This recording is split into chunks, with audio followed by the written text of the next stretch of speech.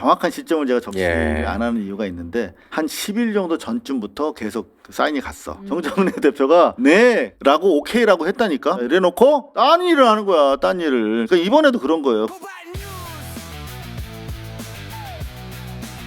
자, 말 나온 김에 우리 전대와 관련해서 김민석, 송영길 이제 두 주자가 가시권에서 행동이 시작이 됐네요. 뉴스원. 김민석, 송영길 민주당 전남 광주시의원 워크숍서 이 대통령 지원 강조. 이 얘기를 왜 못하냐고 김총리.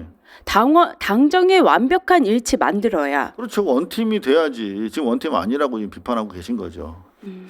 자, 우리 송영길 의원도 열심히 활동하고 계시는데 제가 오늘 쇼츠 하나 만들었어요. 저희 고발뉴스를 쭉 보신 분들은 제가 이거 단독 보도하던 시점부터 알고 계실 텐데 김민석이 왜 반청이야? 그리고 반명이야? 김민석이 왜 그리고 합당을 대통령은 하라는데 왜 반대했대? 결국 자기 이익 때문에 안 한 거 아니야? 라는 것이 이제 김어준의 논리입니다. 그러면서 김민석은 친명이 아니라 그냥 친석일 뿐이다. 이런 논리인데 이게 사실이 아니라는 취지, 제가 취재한 내용, 그동안 단독 보도했던 내용 가지고 쇼츠를 짧게 만들었습니다. 여러분들 잠시 한번 짧으니까 보고 넘어가시면 좋을 것 같아요. 몰랐다는 분들이 의외로 많으시더라고요. 사랑하는 아들 민주당이랑 조국당이랑 합당하는 게 대통령 뜻인데 김민석 총리는 왜 반대했냐고. 그러니까 김민석 총리는 친명이 아니라 대통령을 팔아먹은 친석이라고. 너 어디서 그런 이상한 소리 들었니? 뉴스공장? 아들아 그거 개뻥이야. 왜 그런지 아빠가 단독 취재한 내용을 1분 안에 알려줄게.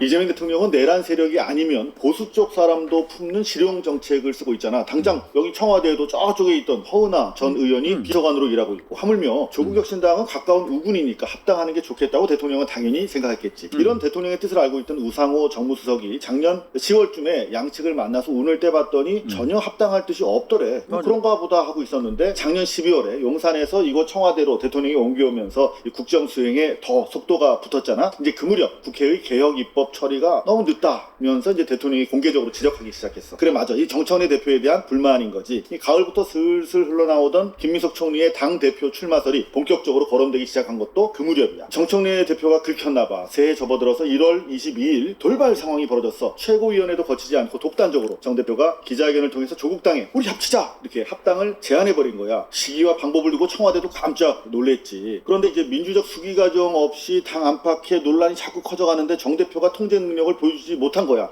청와대는 이러다가 지방선거 망치겠다. 합당 논의 당장 중단하는 게 좋겠다는 우려를 갖게 됐어. 2월 4일을 전후해서 이런 청와대 분위기를 정 대표 쪽에 전달했다고 정무수석이 아빠한테 직접 말했어. 그런데 정 대표가 자기 마음대로 계속 강행한 거지. 그래서 아빠가 그 다음 주 월요일 2월 9일이지 청와대가 합당 논의 중단을 원하고 있고 이미 지난주에 이 같은 뜻이 전달됐다 이렇게 단독 보도했어. 아빠 보도가 나가고 웬만한 기자들도 취재를 통해서 청와대의 뜻을 확인할 수가 있었지. 그런데 뉴스공장만 지금 딴소리를 하고 있는 거야.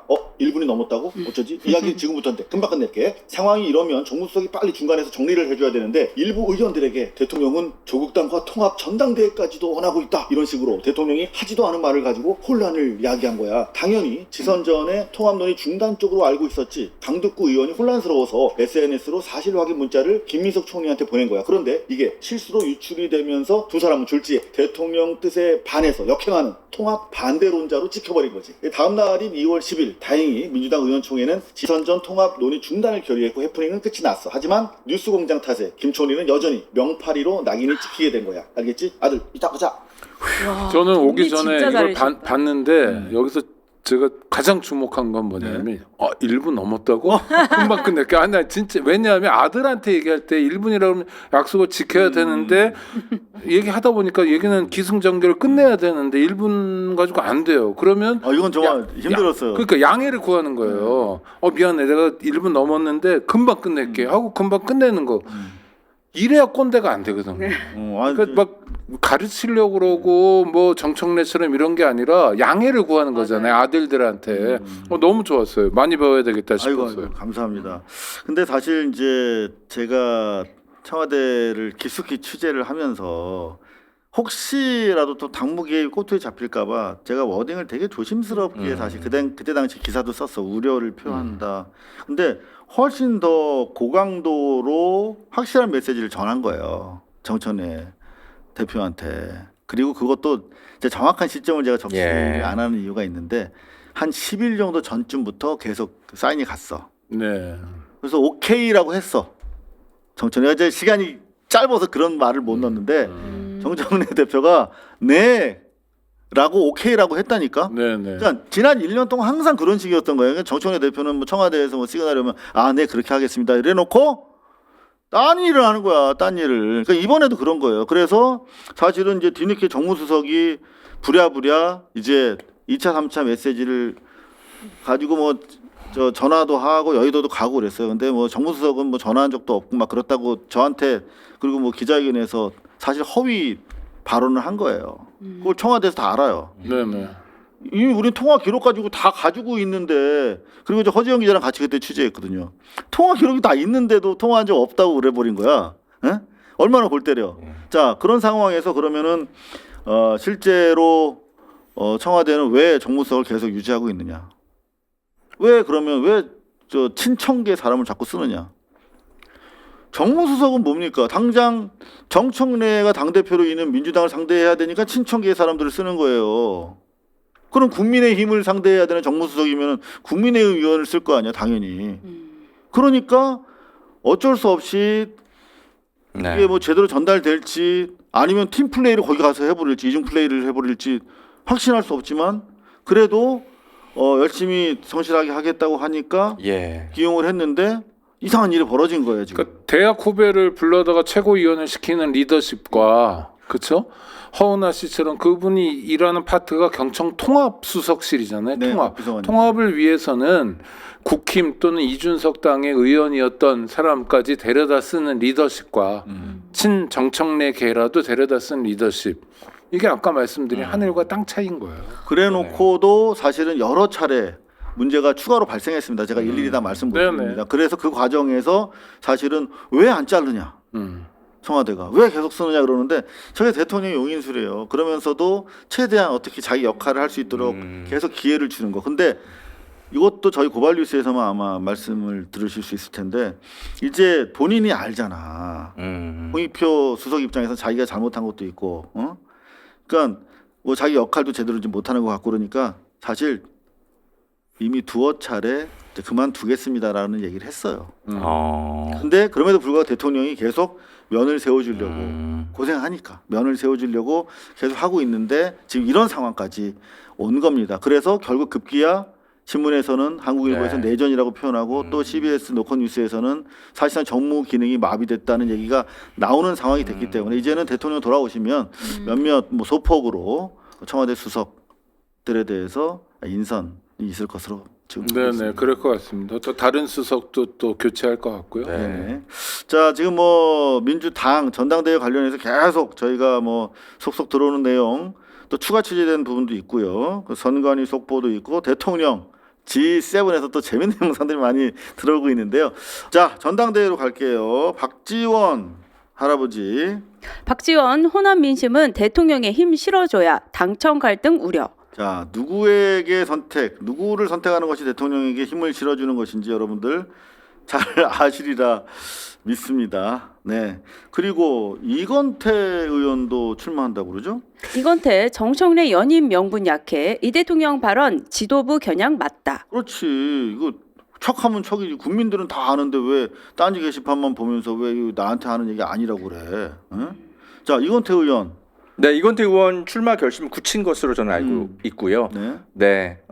지금 김용 전 민주연구원 부원장도 출마를 깊숙이 고민하고 있는 것으로 알고 있습니다. 그래서 이재명 대통령과 함께 정치 인생을 걸어왔던 분들이 대거 최고위원 선거에 나갈 것 같습니다. 그러니까 저 같은 질문이 생길 것 같은데 그럼 이분들이 다 당대표 도전하는 거예요? 최고위원 아니죠, 도전하는 최고위원. 거예요? 네. 이건태 의원은 최고위원 도전하는 거죠. 네, 진짜 일 잘하고 진짜 유능한 바지런하죠 네. 이건태 의원이. 네, 이번에 국정조사 이끌게 된 것은 사실상 이건태 의원이 공소 취소 의원 모임이란 깃발을 꽂았기 때문에 들었기 때문에 국정조사 동력이 생겼던 거거든요. 그래서 보이지 않는 데서 이건태 의원이 정말 많은 일들을 했습니다. 예, 사실 대통령 청와대와 정청래 지도부가 정말 많은 갈등 사항이 있었거든요. 그러니까 최근만 해도 너무 많잖아요. 근데 네. 사실 이건태 의원 둘러싸고도 공소 취소를 전제로 사실은 검찰 그 부당한 그 기소에 대해서 네. 국회 차원에서 좀 신속하게 조사가 선행됐으면 그렇죠. 불필요한 사안이었잖아요. 정청래 대표가 말만 뭔가 항상 떠들었지. 아까 이제 김용민 의원도 폭로하고 있지만 실행으로 옮겨지는 게 없었어요. 예. 그런데 계속 그 뭐 재판은 진행 중이지.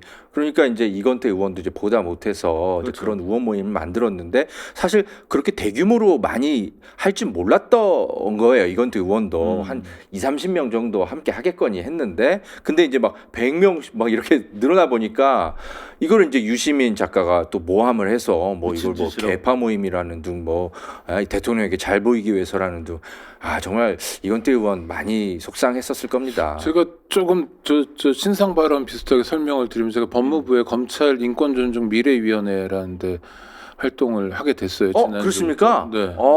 저에게 그래서- 되게 좋은 취재원이. 네네. 그래서 되시겠네요. 아니 뭐 개별 언론 저쪽은 안 하기로 합니까? 했습니다. 알겠습니다. 그런데 이거 이제 뭐 조선일보가 그 다음날 일면 톱으로 쓰고 한동훈하고 장동혁이 뭐 저를 저격하기도 하고 뭐 어쩌고 그랬는데, 그러니까 이재명 대통령 사건을 가지고 공소 취소해 주려고 그러는 거다라는 거예요. 근데 이 시작이 뭐냐면 7개 사건을 1차 선정했는데 국회에서 국정조사했던 사건들이에요. 그러니까 국회의 권능 행사를 존중하는 의미에서 하고, 두 번째가 있습니다. 두 번째는 뭐냐면 대한변협 같은 좀 신뢰할 수 있는 단체들, 기관들 있잖아요. 이런 데서 문제 제기하는 사건 다루고, 더 중요한 거 세 번째인데, 세 번째는 뭐냐면 국민이 제안하는 사건을 다루는 거예요. 그러니까 국민이 제안하는 사건 굉장히 많을 거 아닙니까? 검찰이 사건을 조작하거나 검찰이 가지고 있는 수사권과 기소권을 악용해 가지고 국민들의 인권을 침해한 사건이 있는지 들여다보겠다는 거예요. 이건 문재인 정부 때 검찰 과거사위원회하고 매우 흡사한 조직이 새로 만들어진 거예요. 그러니까 이때 정말 도둑이 재발절인 것처럼 가장 먼저 반응하는 게 한동훈인 거예요. 저건 뭐 그래서 뭐 탄핵 얘기도 하고 뭐 깬죽대더라고요. 너 정청래 말 못 들었어? 뭐 이러면서 당원이 중심이고 뭐 국민이 중심이고 정권은 짧잖아. 그 옛날에 내가 법무부 장관 할 때 구속하려고 그랬잖아. 체포동의안 제출한 게 나잖아. 그때 니네 당 의원들이 어떻게 했는지 알아? 기억해? 이러면서 이재명 대통령을 한동훈이 조롱하더라고요. 근데 택도 없는 소리라는 말씀을 드리고요. 또 중요한 건 이게 이제 그러면 국민들이 제안한 사건에 대해서 진상조사를 해야 되잖아요.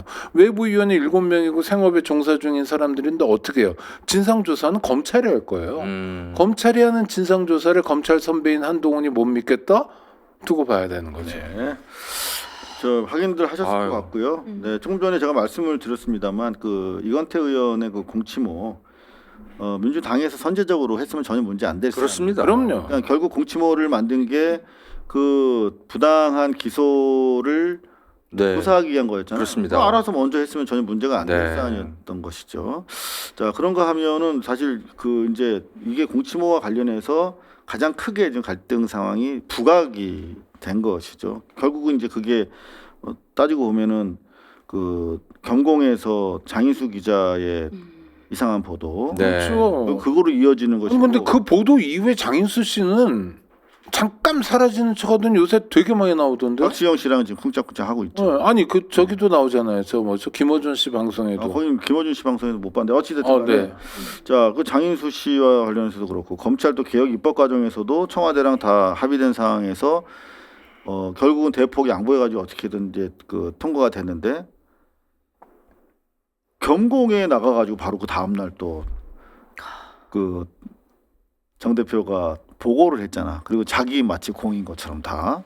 근데 그런 부분들이 여러 그 사안들과 함께 많이 누적이 왔다는 것도 다시 한번 네. 말씀을 드립니다. 그리고 또 오랜만에 또 반가운 소식 하나 전해드릴게요. MBC. 특검 명태균 여론조사비 대납 의혹 오세훈 징역 1년 6개월 박수 구형. 한번 뭐 뭐 부족합니다. 구형입니다. 네, 구형. 선거 아니고 구형. 일단 네. 검찰이 요청한 형이 1년 6개월에 3,300만 원 뱉어내라 그거죠? 네. 그러면은 3,300. 이제 이게 이제 당선 무효형까지도 나올 수 있는. 그리고 굉장히 유력하죠. 네. 선고는 이제 7월 중에 음. 다음 달에 선고가 1차 날 것 같은데 방금 말씀하신 것처럼 징역 1년 6개월의 과징금인가요? 뭐지? 3,300만 원 뱉어내는 추징 하라고 추징. 그랬겠죠. 네. 그러면은 지금 얼마죠? 벌금 100만 원 이상의 형을 선고받으면 당선 무효가 돼요. 당선 무효가 아니라 이제 아니 재선 이게 재선거. 그러니까 지금 그만둬야 되는 그렇죠. 거예요. 예. 보궐선거를 해야 되는 건데 네네. 요거 실형을 요청했으니까 100만 원 이상 그러니까 집행유예가 나와도 100만 원 그럼요. 이상인 거죠. 징역 1년에 그러니까 집행유예 가장 낮은 게 벌금형보다 위에요. 그렇죠. 집행유예가 끝난 다음에 벌금형이 가는 거예요. 벌금이 뭐 5천억 원이라 하더라도 징역 1년에 집행유예 2년보다는 낮은 형벌이에요. 그렇죠. 세만 징역형이 아니니까. 네네, 세만한 건. 그러니까 신체의 자유를 제한하는 걸 더 높게 치는 건데 지금 1년 6개월 형을 구형했잖아요. 그래서 제 생각에는 법원이 한 징역 1년형 정도 선고할 것 같아요. 그러나 1년에 집행유예 나오겠죠. 아니요. 혹시 정말 판사가 다른 것도 아니라 선거를 이렇게 농탕치면 안 된다. 선거를 통해서 선출직 공직자가 되는 사람들이 처음도 아니고 이건 정말 나쁜 일이다. 이거 엄벌에 처해야 된다 하면 저는 실형 선고에서 법정 구속도 시킬 수 있는 사안이라고 봐요. 사안은 그만큼 중하긴 한데. 아니 그리고 우리 판사 중에 판사들이 다 엉터리는 아니고 한덕수한테 23년형 선고했듯이 정말 빛나는 판사들이 있잖아요. 공화국을 지키기 위해서 고군분투하는 판사들이라면 판사라면 저는 그렇게 갈 거라고 보고요. 그게 아니라 하더라도 집행유예라 하더라도 서울시장은 다시 뽑아야 되는 사태가 되는 거죠. 굉장히 환영할 만한 일입니다. 지금 근데 재판정의 분위기를 전하는 뭐 정보보고를 몇 개 봤는데 네. 판사가 왜 지난번에 보면은 재판 중에 막 이렇게 일찍 끝날 줄 알았는데 네. 미리 뭐 자기 일정을 잡아버리고 막 그랬잖아. 네. 그래서 당신 뜻대로 이렇게 다 되는 것이 아니다.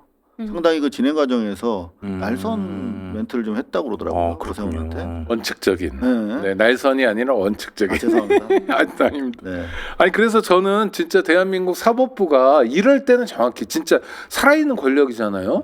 그 다음에 많은 사람들이 바라진 않지만 그래도 하도 야당이 비실비실하니까 어쩌면 야당의 유력 주자가 될 수도 있는 사람인데 이런 사람일수록 더 엄하게 꾸짖어야죠. 왜? 법을 지켜야지. 그다음에 오세훈이 누군지 사람들이 가끔 까먹는데 고대 법대 나온 법률가예요. 변호사예요. 7월에 이제 그 형이 선고가 돼서 재선거를 해야 되는 상황이 되면 여러분들 이제 기대감이 좀 부풀어 오르실 텐데 663인가요? 663 선거와 관련된 사범에 대해서는 예. 6개월, 3개월. 네네. 끝내자라는 거죠. 자 그렇게 하는지 안 하는지 우리가 계속 주시를 해야 될 것 같습니다. 그러면 내년에 잘하면 보궐선거가 내년 봄에, 네, 봄에. 있다. 네. 결국 4월에 이제- 하겠네요. 네, 결국 이제 대법원이 시간을 끌겠습니다만 뭐 조의대도 얼마 안 남았어요.